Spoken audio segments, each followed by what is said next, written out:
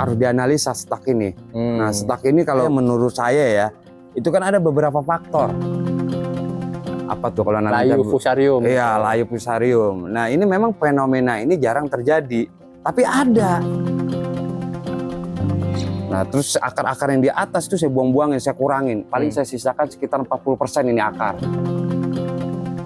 Lebih baik saya sarankan kalau sudah setahun atau 2 tahun itu jenis anggur impor tapi tidak berbuah, lebih baik disambung ke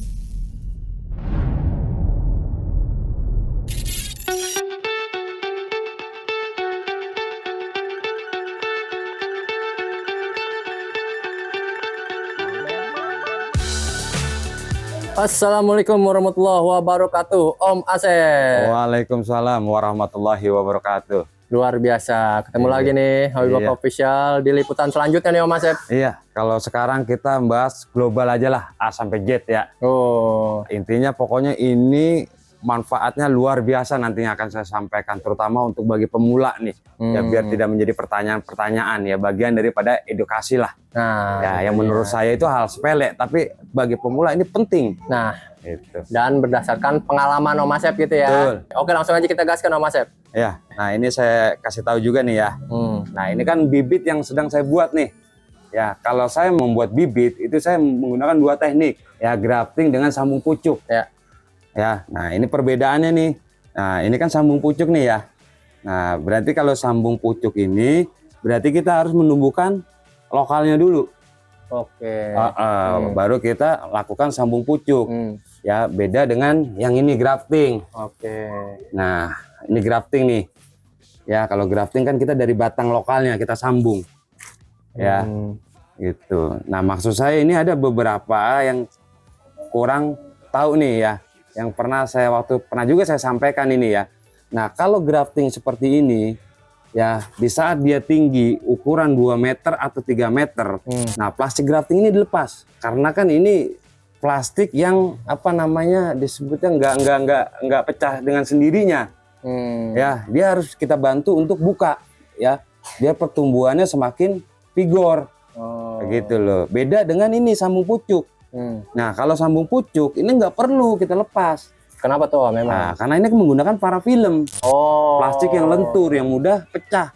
Ya, dengan tersendirinya dia akan pecah sendiri, nggak perlu harus kita buka. Ya, jadi perlakuannya itu beda ya antara grafting dengan sambung pucuk.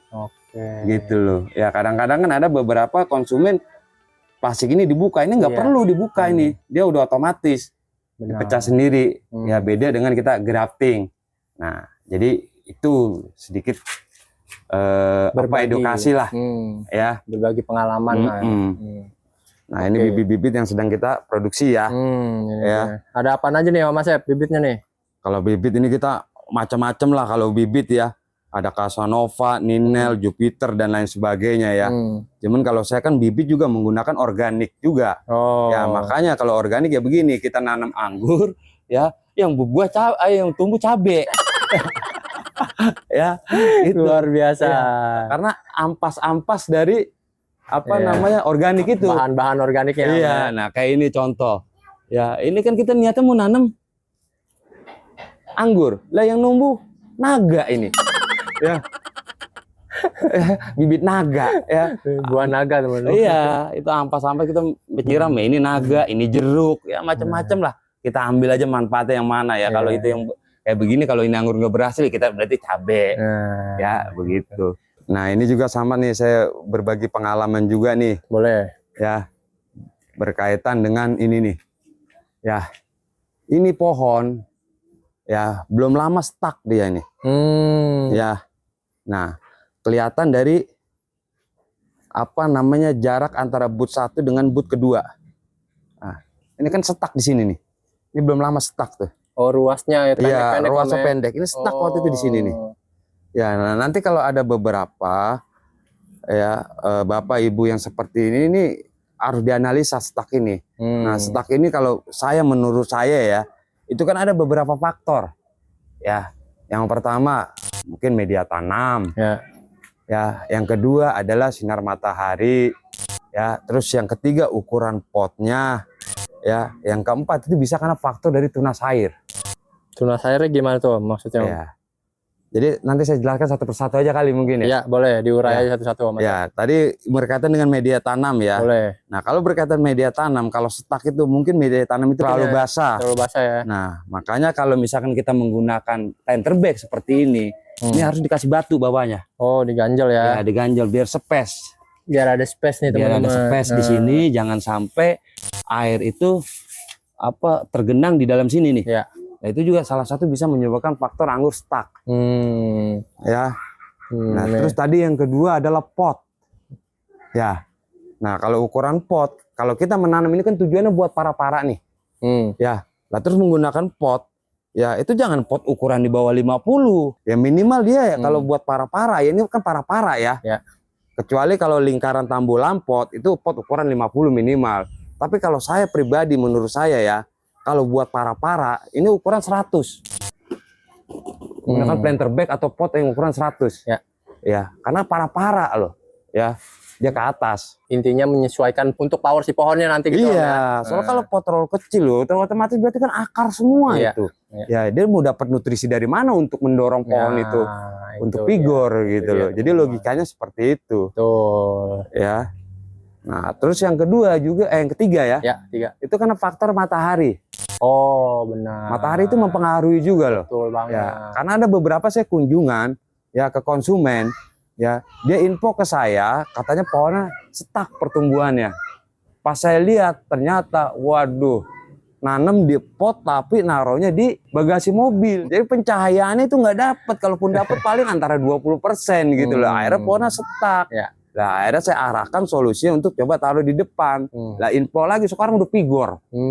Nah, itu salah satu juga mempengaruhi juga. Banget. Itu Gitu. salah satu aspek penting, Om. Nah, terus yang terakhir adalah tunas air. Tunas air juga bisa menyebabkan faktor itu stuck juga pohon. Nah, contoh ini yang tadi saya bilang ya. Boleh. Ini awalnya kan stuck ini. Posisi di sini stuck tuh. Ini kan kelihatan stuck ini. Iya. Ya. Ternyata pas saya analisa di sini nih kemarin. Ya, nah kalau tujuan kita membuat para-para nih, jangan sekali-kali kita mempiara tunas air dari but atau tunas air ya. Nah, ini harus dihilangin nih. Tuh. Ini bekas saya potong-potong. Ya, ini tuh. Ini bekas saya potong. Ya. Ya, lah airnya kan ngacir pertumbuhannya. Begitu loh. Jadi kalau kita miara tunas air dari sini, ini udah pasti dia yang vigor ini. Benar, menghambat nutrisi ke atas ya, Om ya. Ya, kemarin kan vigor sampai segini nih. Ya, akhirnya nutrisi diambil dia semua. Nggak lari ke atas. Iya. Gitu loh. Nah, makanya kalau buat para-para ya ini beda dengan kita tambulan pot ya. Ini saya bicara para-para ya. Ya berarti harus disisakan 1 atau 2 daun ya. Sisakan 1 daun, 2 daun. Nah, nanti kalau sudah kebentuk di sini baru dipiara tunas airnya untuk batang tersier, batang pembuahan. Ya. Gitu. Oh, nanti berarti akan ke sini Om ya, kiri kanan ya. Iya, kiri kanan tulang ikan ya. Tulang ikan ya. Ya mungkin tulang ikan apa? Sapu-sapu. Iya, benar. Ikan duyung kali. Ya. Nah, ya jadi seperti itu. Oke. Nah, itu teman-teman. Terdengar sangat sepele, tapi itu penting banget teman-teman. Beberapa aspek penting dalam menanam anggur justru. Iya. Itu yang harus dipenuhi. Oke, lanjut berarti ya Mas Sep. Ya, nah terus kita lanjut ke ini nih.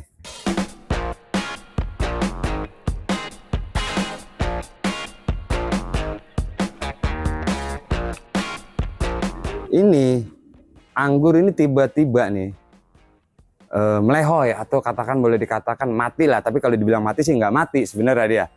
Ya, jadi modelnya kayak kita nanam cabe ya. Apa tuh kalau nanam layu cabe? fusarium. Iya, layu fusarium. Nah, ini memang fenomena ini jarang terjadi, tapi ada. Ya, mungkin perbandingannya 10:1. Nah, mungkin kalau ada nanti ya teman-teman yang seperti ini ya cara penanganannya saya kasih tahu. Gitu loh. Nah, ini kan kalau seperti ini dia nih. Ya kita jangan berharap di sinilah ini kemungkinan hidup atau enggak ya. Belum saya cek nih. Karena kan memang dari bawah Mas ya, pondasi dulu yang harus dibenerin. Iya, ini berarti kesalahan ada di bawah nih. Nah, makanya saya kemarin saya cek di bawah nih. Ya. Jadi perlakuannya itu kemarin akhirnya saya potong menggunakan pisau yang panjang nih. Saya pres. Akarnya. Akar ya. Oke. Saya puterin ini nih. Tuh, ya. Nah, terus akar-akar yang di atas itu saya buang-buangin, saya kurangin. Paling saya sisakan sekitar 40% ini akar. Oke. Nah, ternyata di situ ada akar-akar yang busuk ya. Tapi yang perlu digarisbawahi, ya ini jujur aja saya bukan sekali nih. Ini udah 2 kali atau 3 kali sih ingat saya ini. Selama saya menanam anggur kejadian begini nih. Cuman memang nggak sering. Ya ini gue 2 tahun ini baru kali ini nih. Saya kan nanam anggur udah bertahun-tahun. Ya itu kejadian antara 1, 2, 3 kali lah. Ya ini saya menggunakan Rostock Alfonso nih. Oh. Ya. Tapi disclaimer dulu nih teman-teman ya. Ini berdasarkan pengalaman Om Asep ya. Bukan berarti teman-teman yang menggunakan Rostock Alfonso di tempat lain itu jelek gitu. Ya, ini berdasarkan pengalaman Om Asep aja teman-teman. Ya kalau ini saya berdasarkan pengalaman ya. Mungkin ada ya mau Alfonso atau apa ya. Mungkin ada kejadian seperti ini. Tapi kalau saya ini kan ya memang saya ingat ini menggunakan Rostock Alfonso saya. Itu teman-teman mau itu. Alfonso atau Rosalinda ya itu ini berdasarkan pengalaman dari Om Asep. Ya, tadi Alfonso Rosalinda itu masih sinetron. Saya baru saya tonton dulu waktu saya masih kecil itu. Ya. Nah, itu kalau sudah kita potong, akar kita buang-buangin, nah, itu disiram. Ya, disiram dengan air bawang merah. Oke. Ya, atau mungkin pakai B1. Ya, vitamin B1 ya. Nah, itu udah saya lakukan. Nah, akhirnya jeda waktu antara 2 sampai 3 hari. Ya ini numbuh lagi dia nih. Nah, ini pembuktiannya teman-teman. Ya. Nah, itu udah sprout. Ya, berarti kan ini ada tanda-tanda kehidupan lagi nih. Ya. Nah, kalau nanti dia tumbuh ya udah kita sambung pucuk gitu ya. Terserah mau dengan apa gitu. Tapi untuk saya penanganannya seperti ini ya, mudah-mudahan sih teman-teman nggak ada kejadian yang seperti ini. Ya. Gitu. Ini juga saya alami jeda waktu yang lama, jarang gitu loh. Ya. Nanti untuk perkembangannya nanti kita update ya Om. Iya. Nah, ini juga ada juga saya fenomena juga nih. Wah, banyak sekali nih fenomena baru. Iya, karena saya nanam anggur banyak variannya, ya itu saya pelajari gitu loh. Nah, kalau saya bukan sekedar menanam aja, tapi kadang-kadang saya pelajari gitu loh, apa penyebabnya dan bagaimana solusinya. Dan tentunya secara organik. Iya, pasti gitu loh. Ya. Nah, kayak ini nih. Ini awalnya, ini trans nih. Seingat saya ini 1,5 tahun ini nggak pernah berbuah. Ya sudah saya lakukan pemupukan sama, metodenya juga metode ya pemangkasan short, medium, long udah saya lakukan, tetap nggak berbuah. Yang lain berbuah, dia ini enggak nih. Ya, cuman saya pernah kasus kejadian juga ini 2 kali, ini yang kedua kalinya nih. Makanya kalau ada nanti teman-teman ya kan menanam anggur impor tidak berbuah, lebih baik diganti. Oh, disambung gitu ya? Ya, diganti maksud saya disambung dengan indukan yang sudah pernah berbuah. Oke. Nah, gitu. berarti yang ini? Nah, ini kan baru nih. Ini trans ini saya sambung nih. Ini. Terus ini saya sambung. Tapi disambungnya dengan trans juga gitu Om ya? Ya, trans juga. Oke. Nah, saya meyakini pasti ini berbuah. Gitu loh. Ya, mungkin saya juga belum menganalisa secara mendalam ya. Tapi saya saya alami juga itu dulu. Makanya ini yang kedua kali nih kasus yang seperti ini. Ya kalau bicara matahari ya sudah full matahari, pupuk kok sudah maksimal, pemangkasan dan lain sebagainya. Perlakuan di kebun saya itu hampir sama. Ya lebih dominan memang berbuah, tapi ada aja kadang-kadang 1-2 yang kagak ini. Ya akhirnya saya perlakuan begini, dan ini perlakuan begini saya juga belajar dari pengalaman saya pribadi. Ya. Nah akan saya buktikan, ada juga saya pohon dulu. Oke.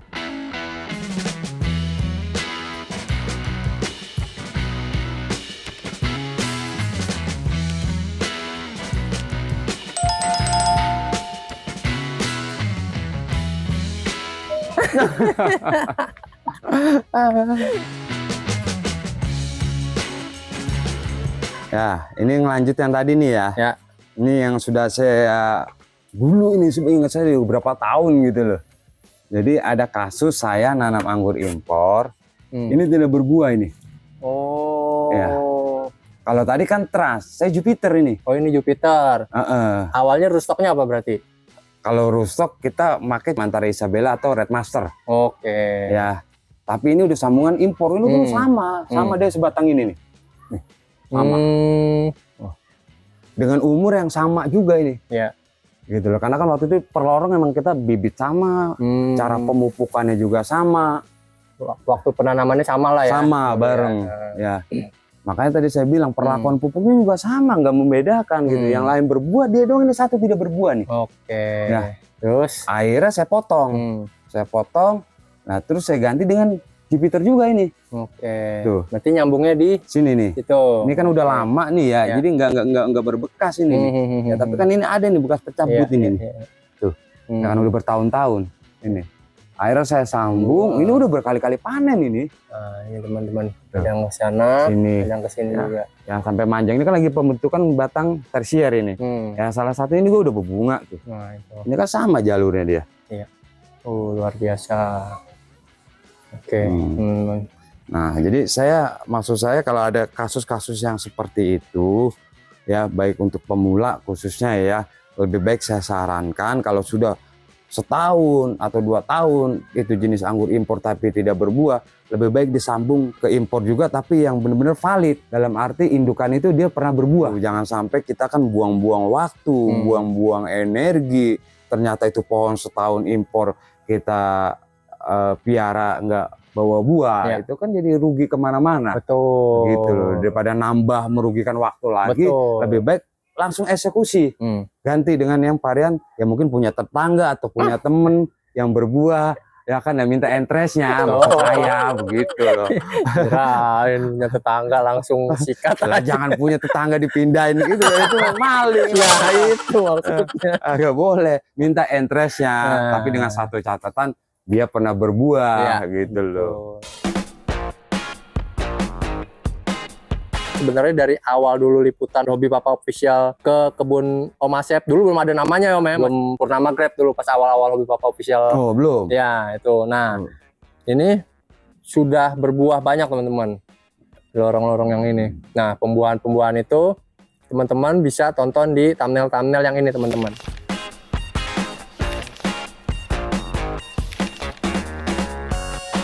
Nah itu dia. Itu awal-awal dulu banget Hobi Papa Official konten sama Om Asep nih di sini. Ada historinya lah. Ada historinya, dan ini udah kesekian kalinya pembuahan di lorong ini, dan dari dulu sudah dipraktekkan 100% organik ya Om Asep. Betul.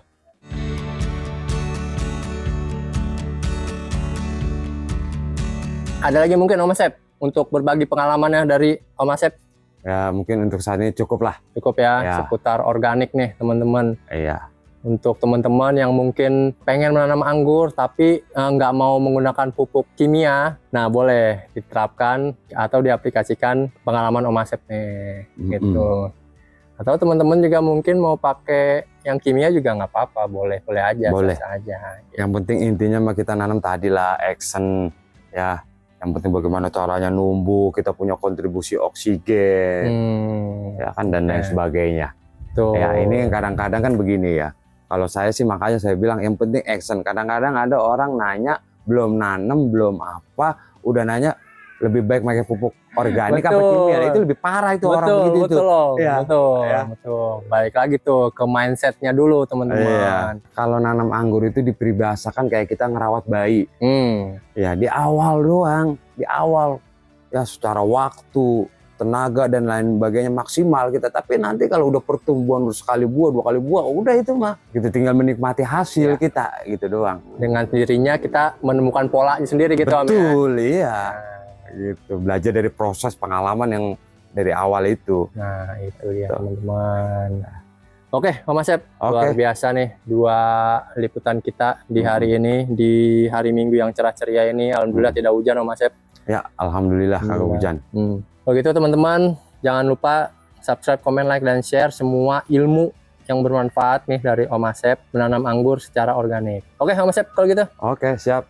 Hobi Papa Official mengucapkan terima kasih atas berbagi pengalaman dan share ilmunya nih Om Asep. Begitu Hobi Papa Official pamit undur diri. Assalamualaikum warahmatullahi wabarakatuh. Waalaikumsalam warahmatullahi wabarakatuh. Bukan ahli, hanya hobi. Bukan menggurui, hanya berbagi. Karena menanam sekarang, untuk anak cucu kita nanti. Salam satu hobi, Hobi Papa Official. Wassalamualaikum warahmatullahi wabarakatuh.